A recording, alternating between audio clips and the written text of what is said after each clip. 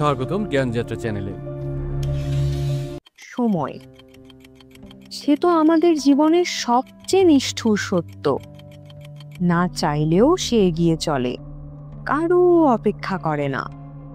তবু যুগে যুগে মানুষ চেয়েছে সময়কে বশে আনতে, একটা দরজা খুলতে যেখান থেকে ফেরা যায় অতীতে বা দেখা যায় ভবিষ্যৎ।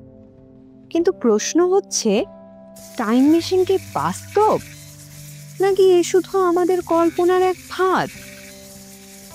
1895 সালে লেখক এইচ.জি. ওয়েলস তার উপন্যাস দ্য টাইম মেশিনে প্রথম তুলে ধরেন এই সময় ভ্রমণের ধারণা। সেখান থেকেই শুরু হয় আমাদের অসীম কৌতূহল।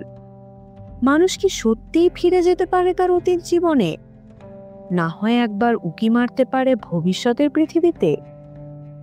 আলবার্ট আইনস্টাইনের আপেক্ষিকতা তত্ত্ব বলেছে, সময় এক টানা না, সেটা বেঁকে যেতে পারে, এমনকি থেমেও যেতে পারে।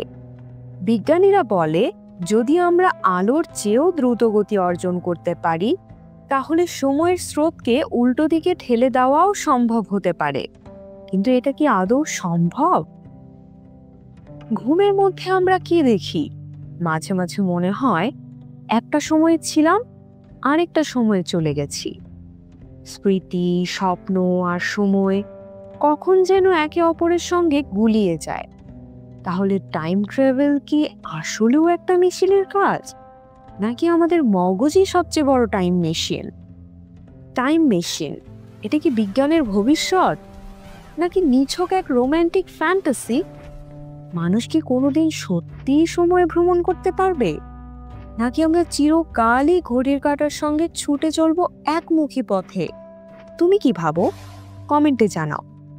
এটাই ছিল আজকের জ্ঞানযাত্রা, যেখানে জিজ্ঞাসা থামে না আর সময় সেও নয় এতটা নিশ্চিত। তো বন্ধুরা, ভিডিও ভালো লেগে থাকলে টাইম নষ্ট না করে লাইক আর সাবস্ক্রাইব করে দাও। আর মনে রেখো, হয়তো ভবিষ্যতের তুমি এই ভিডিওটাই করে ফেলেছো।